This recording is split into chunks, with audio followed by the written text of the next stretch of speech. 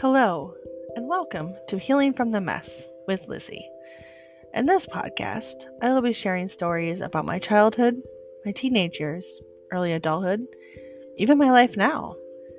It won't be a smooth conversation or even in chronological order, but I hope you will stick with me while I start to heal from the trauma that was caused in my life by a mother who forgot how to love me.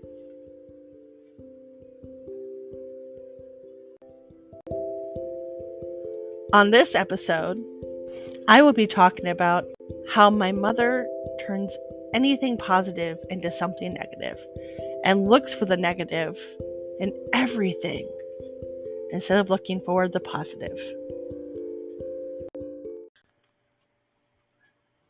So I was thinking about another time my mother tried to ruin a good moment in my life. There was this boy who asked me to homecoming, and I've never had a date to homecoming before, and I just met him like a few weeks before, and I was like, yeah, sure, why not? After the dance, we had a great time, by the way. After the dance, my mom picked us up, and she drove him to his house. And he asked me to walk up to the door, I think to meet his mom. So I walked him to his door and talked to his mom for a minute. And before I went back to the car, he asked me to be his girlfriend. Now, I had never really dated anyone at this point, and I was like, oh, maybe, I guess we could try. So I said yes. Mind you, it only lasted like 3 weeks. But, you're young. You don't really know, especially when you haven't really dated anybody, yet let alone had your first kiss. So I get back in the car, and the first thing out of my mother's mouth is, "Did he ask to kiss you?" I was like, "No." Mind you, she didn't ask how the dance was. She didn't ask what songs we danced to. She didn't ask what songs they played. It was just so negative just to find a reason not to like someone. A year later, me and that boy, same boy, went on our first date. Now, I had never been on a date alone with a boy before. Always had parental supervision. So it was my first time alone with a boy. His mom took us, dropped us off. We were going to get dinner, and we were going to have dinner and a movie. Have dinner and see a movie. And we had a great time. It was wonderful. His mom picked us up, drove us back to my house, and I got out of the car and walked to the door and said, wave bye, whatever.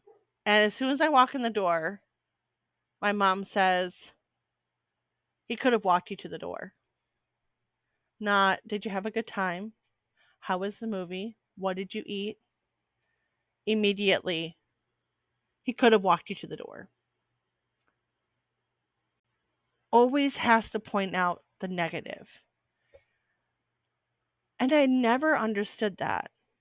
It was always about the negative. She never can see the good in people. She never sees them for, and I hate saying never. I don't want to say never, but consistently enough, she's always pointing out the negative about people. There are times I've heard her say nice things, but they're about strangers, people she doesn't know. They're people she's met once. They listen to her talking to, oh, they're so nice. They're such a good person. We have things in common. I think I might someday, but it's hard to understand why she wanted to dislike this boy. And I think a lot of it is wanting to have some kind of control over my life and over my decisions. But if I let somebody else in, then there was competition for her. That boy was truly my first real friend I'd ever had. I didn't have friends who cared about me. I didn't have friends who wanted to hear about my life, about my past, about current events. He was the first person who took an interest. And it was so nice to have someone in my life who genuinely cared about me and wanted to hear stories. She wanted to be the only person who knew things. She needed to know everything about my life, what was going on, what was happening. But if I brought him up, if I talked about him, she would roll her eyes and go, You know that sigh? She's the reason why I try so hard not to dismiss my kids when they're telling me something, even if I do not care about the subject. I am so tired of hearing about this thing, but I do my best not to not to roll my eyes, not to show irritation on my face. I try so hard. I actively in the moment am doing this. Of course, does it make it harder for me to listen and know what they said? Yeah, because I'm trying so hard not to react the way my mother did. I will never I just don't know if I'll ever understand how she can she could look for the negative in people that I want in my life. She was always jealous of them. Always jealous of other people in my life. Over the years, I've gotten really close to my best friend and her family to the point where we spend birthdays together. I celebrate my birthday with them. I celebrate their birthdays with them. I've driven down there I've driven to their house to see them on their birthday, even if I'm, at our summer home. I've done that.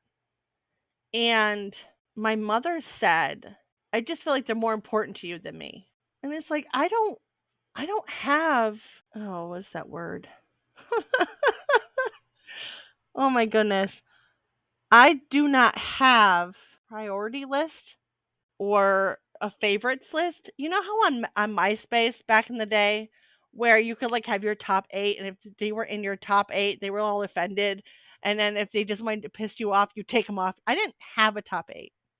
I just let it figure out itself because plus I didn't have that many friends. So it wasn't hard to have a top 8. They're all 8 of my friends, right? Come on. The only people who weren't in my top 8 were musical artists I followed, okay? But I do not have a priority list. I don't have, oh, this person's most important to me. I have a group of people who are important to me because they make me feel seen and heard and they care about me. Is she on that list? No, she hasn't been on that list in a few years because I've realized you don't care about my well being. You don't care about how things affect me. You only care about yourself. You only care about how it makes you look. And if you feel threatened, that's on me. They shouldn't be that important to you. I'm your mother. And when was the last time you made me feel seen or heard and accepted? I don't have a priority list, a favorites list, people who are more important than the others. I have a group of people. I have best friends, and they are in a group together. They are my people. And in that group, there are people I go to for certain things. There are people I go to when I need a reality check. There's people I go to when I need a vent about my husband. Or in parenting. There are people I go to when I'm struggling with something that they understand because they too struggle with it. And the people who love me have never once been jealous of these other people. They know they're in this group. They know their place. They know what they're there for. Okay? They know. And they're not jealous of each other. Honestly, they're happy that the other person's there because that means that I have more people than just them. And they know they're needed. They know that they are important to me. And they also know there's things they can't help me with that I have other people in my life who are better equipped to help me. That's what real friends are. That's what real family is. Is they are there to support you in the things they know how to support you. And if they don't understand, they try to help you. And if they can't, they're like, what about so and so or so and so? And they try to help you find someone to help you with this certain thing you're struggling with. That that is what real friendship and real family is about. Love, compassion, honesty, understanding. Is there judgment sometimes? Absolutely. But we love each other in spite of it. We love each other regardless of it. My mother has never just loved me for who I was. I've never been good enough. Nothing I did could make her proud. And I wish that wasn't true. I wish I could say that that's not the case, but then I wouldn't be here. I wouldn't be here making this podcast. Yeah, anyway, that's something I wanted to talk about. I wanted to share with you all. I appreciate you being here. Thank you for listening. And I hope you will join me next week for another episode of Healing from the Mess with me, Lizzie.